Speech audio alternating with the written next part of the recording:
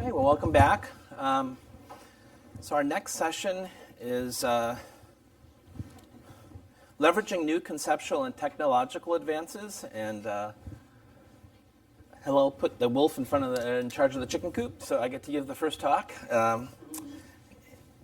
So he'd asked me to talk about brain and cellular imaging beyond what the eye can see. And you heard a little yesterday about deep learning. I made some references, and then you heard in Giovanni's really nice talk how that's being used.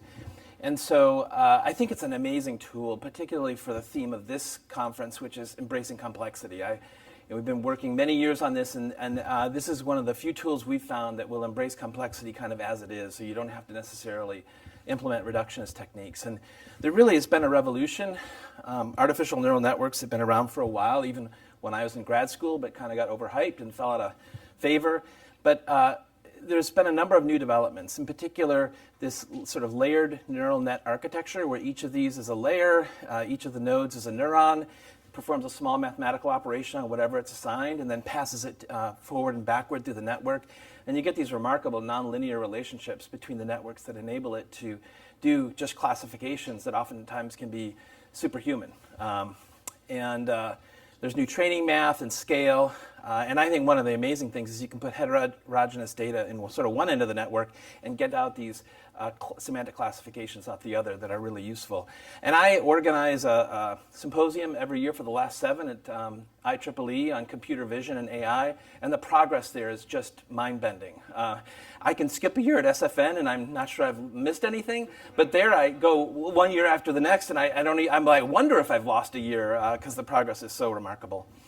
The other thing I think that's really good news for data scientists and biologists is that it really is clear that more data beats algorithms. So there's some incremental progress in the work and the development of these algorithms, but especially now that some of these tools have been democratized, TensorFlow and other architectures, it really is the person who has the most data, you really get, in terms of performance, a really big difference.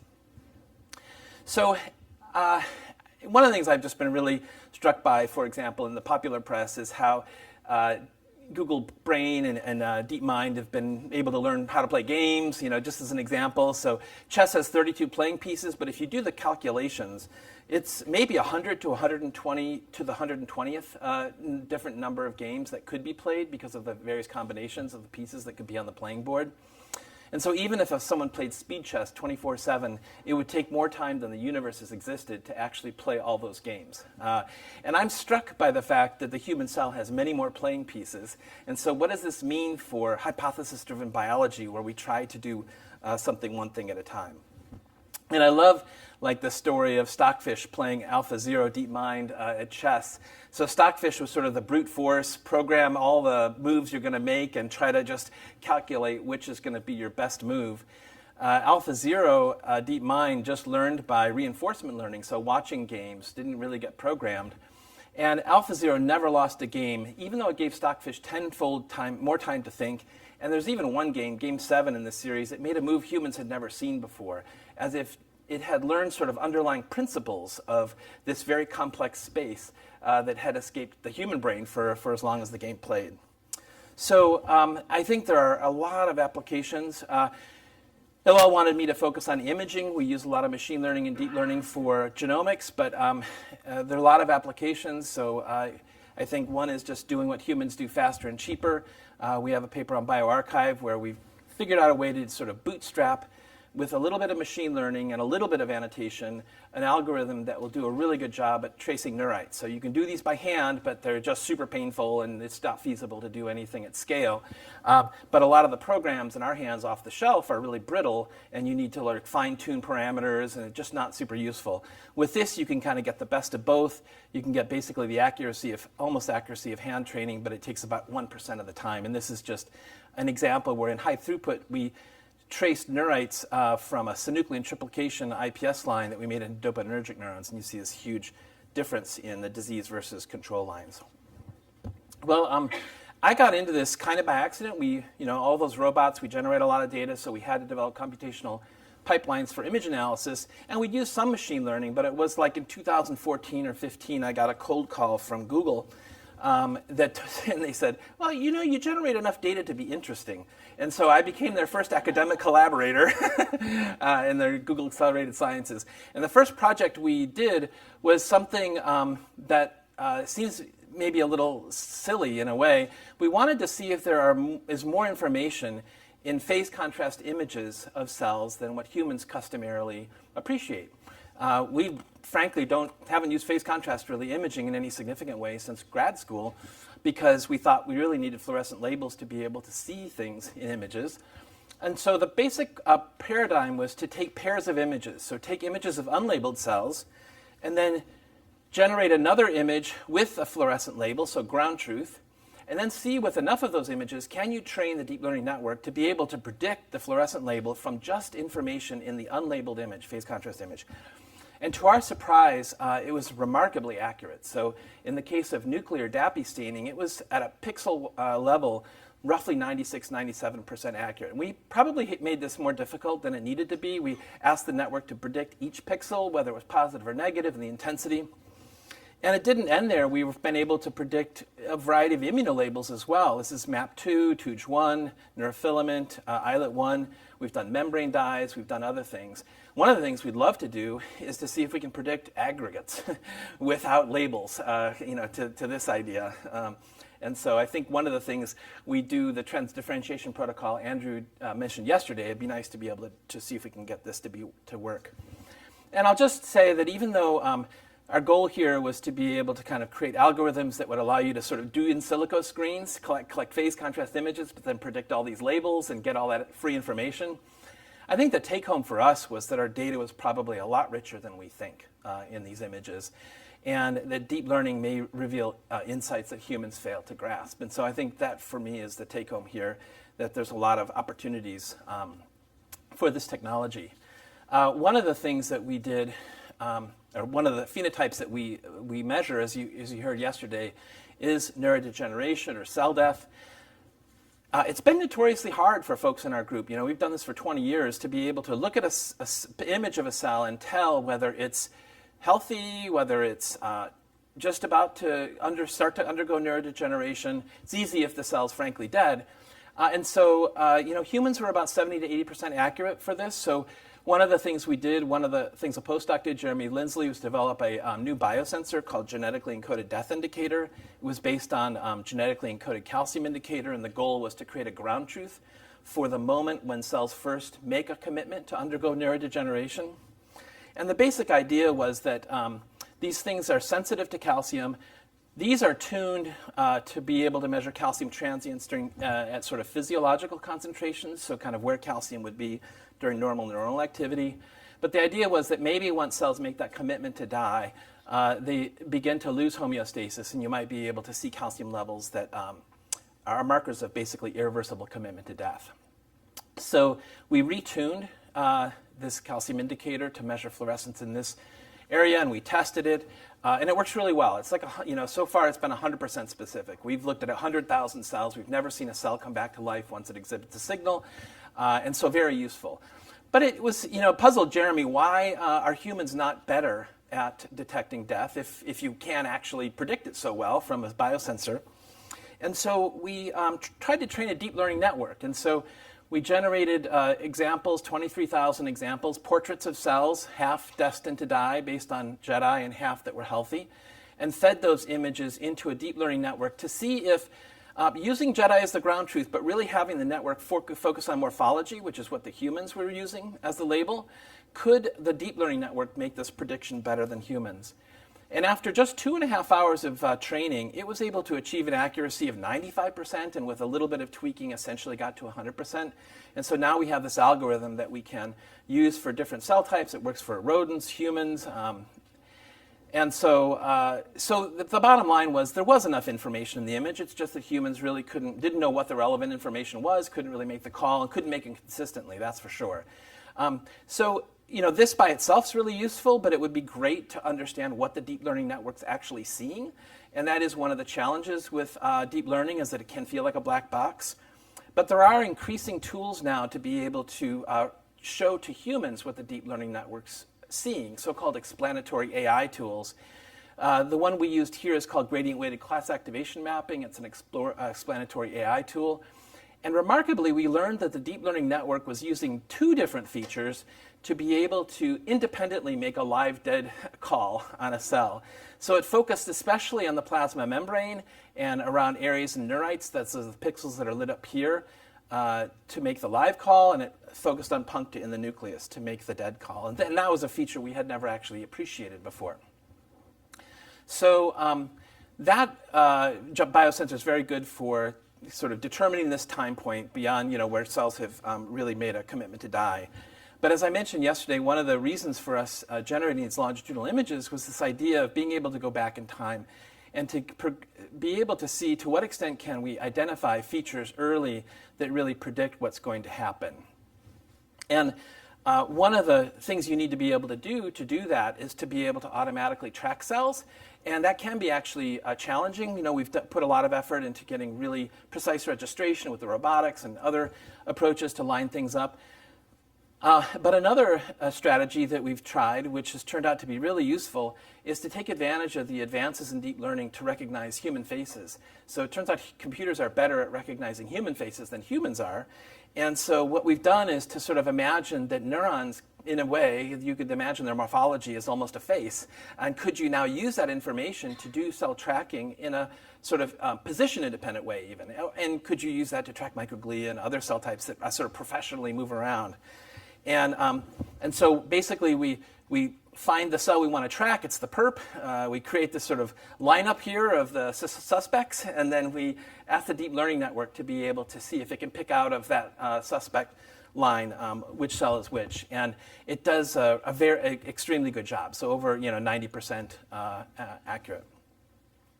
And then we've taken advantage of that ability to predict the future to now also ask, can we predict not just what cell it is, but its future state? So I told you JEDI, it marks a time point where cells irreversibly commit to death. It'd be great to be able to predict that time point even earlier.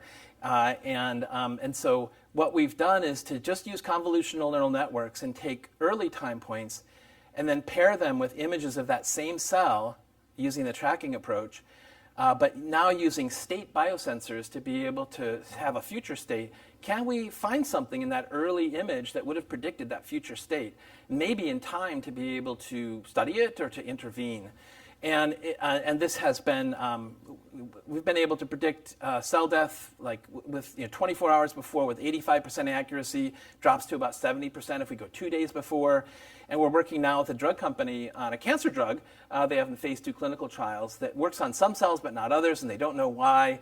And they want to discover why, but to do that, you need to actually identify which cells are going to die early enough to do that. And we have a platform now to be able to do single-cell transcriptomics by collecting cells with defined phenotypes.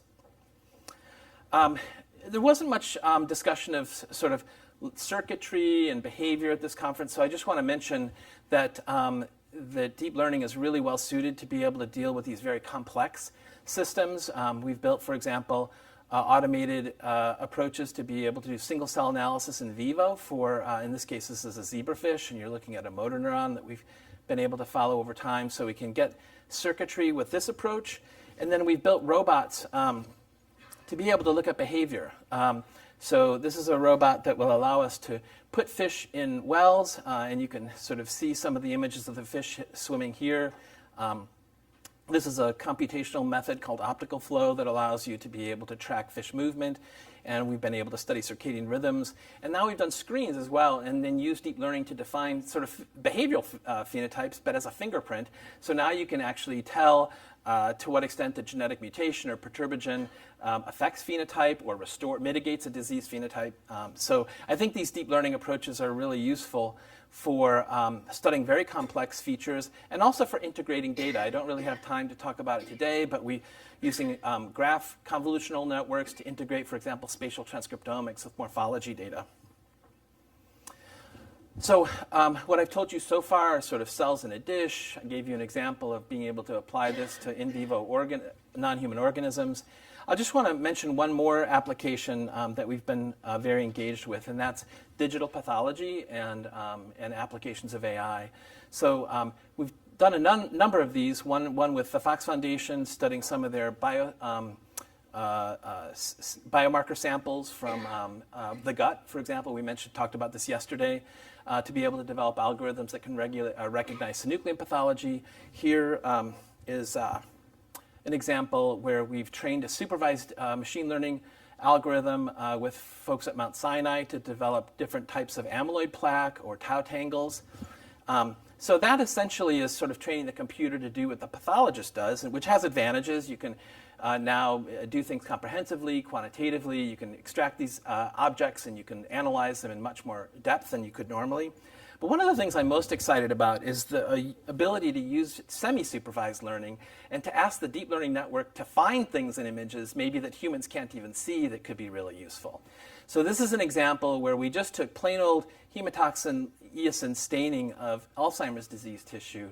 Not really, it's a disease agnostic label. It's just basically used to look at sort of nuclei and sort of tissue structure and composition, and not something a neuropathologist would normally use to look at Alzheimer's disease. But we created 2 bins of images and asked the deep learning network to see if it could find anything within that label that would allow it to make a diagnosis. And it ended up being able to classify Alzheimer's disease with 97% accuracy. And we could use this explanatory AI then to go into the image and ask what were the structures that it was identifying. And in the subset of cells, there's this sort of perinuclear area that seems to light up. And we're in the process now of trying to understand at a more molecular level what that might be. So just the last kind of blue sky idea I want to leave with you is I raised the question at the beginning, can AI change the way we're doing science? And it definitely has had an impact on us. So I've realized that a lot of imaging is really geared toward generating data that makes sense to the human occipital cortex, whereas these deep learning networks are incredibly powerful, more powerful than the human eye and human cortex. So can we collect data differently that might make sense to a deep learning network, but maybe doesn't necessarily make sense to the human brain? And so we're building instruments, hyperspectral devices, and things like that. The other idea is this one, which is, well, if AI is so good downstream, what if we moved it upstream? What if we created a system that would use reinforcement learning, and we could build a device? This is one we're building on top of the robotic microscope, but what we've done is to introduce a digital mirror device that can use light to do an experiment basically on a cell. And so it does the experiment, generates the image, collects the image, analyzes it, and then in real time designs the next experiment while the cell's still in the microscope. And the idea would be now in an automated way to use AI to get the microscope to do the work, to be able to explore either biological space or to try to optimize a condition. So you could imagine asking the deep learning network to find out what sort of pattern of stimulation do you need to make a sick cell healthy. So I will end there. Thank you very much.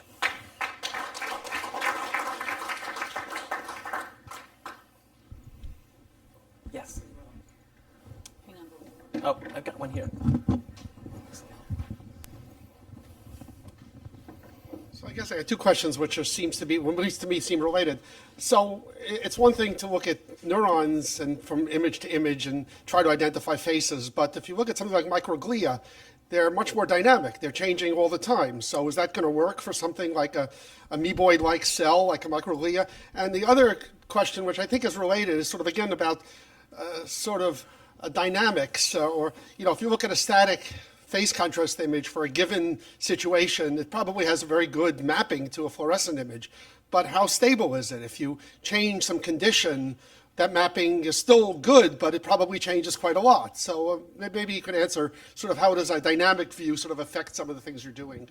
Yeah, so I think the thing to keep in mind with these deep learning networks is they will look at the images, the input data, and look for correspondences. So for example, in that pixel example, look for correspondences between the unlabeled image and the labeled image. The key is, are there examples in your unlabeled set of what you're going to see when you do the experiment? So if the dynamics that you want to follow are represented within the original sample set, then you'll be okay. Yeah. The problem you run into is if you don't have an example in your training set. then it usually will break down. And I think the limits of this, I don't know yet. So I think what we've been surprised by is when you task the deep learning network to find things that will make it successful, sometimes it finds things people can't see. And in terms of that ability to do face matching, the idea is that there may be features in the cell that are relatively stable and intrinsic to that cell that would allow it to identify that cell, at least within the frame of view that you're studying. And so there are ways to constrain the experiment if we need to get that to be more successful. But it's been successful for neurons. And they're pretty dynamic over we do experiments over like days to weeks, and you can see quite a bit of change in the neurite morphology. Yeah, Andrew. Hi, Steve. Beautiful talk. Thanks. So I was wondering, when you build a correlation pre-cell death stage, Yeah. If you look at the cells, is there any morphological features that you can, the AI sort of keeps on seeing? So do you mean predicting the Jedi signal, or do you mean going earlier to predict when the Jedi signal will be positive?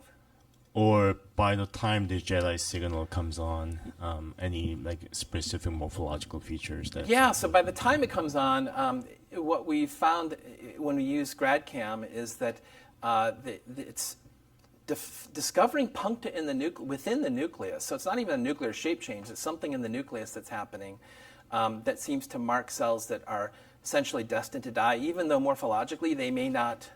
This is the issue. Like if you present that to humans, they won't make the call. Maybe it's like 50% they'll be accurate. But this network is virtually 100%. So it does find specific things that enable it to predict that. We haven't, we now can predict that event even a day, up to 2 days beforehand.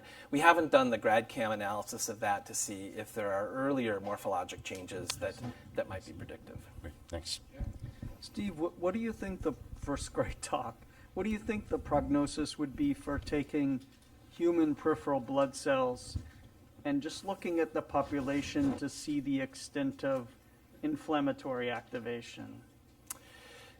So I guess so this is my experience, my general remark. If a human can see it, we can always train a deep learning network pretty much to do it. And you oftentimes do it, of course, faster, cheaper, better. If a human can't see a difference, then I don't know until I try. I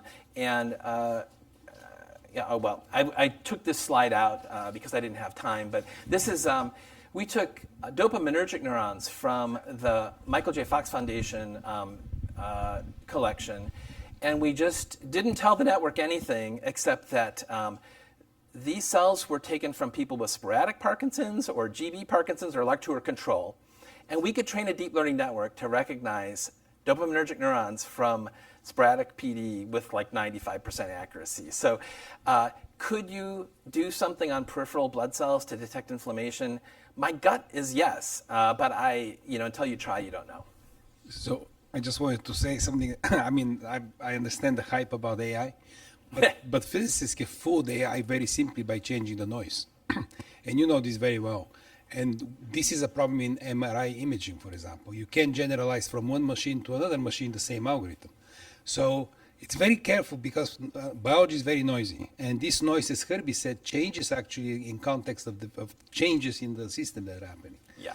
So I will be very careful to say the AI sees things where humans can't see anything. And because you can be seeing, as you know, turtle to machine gun.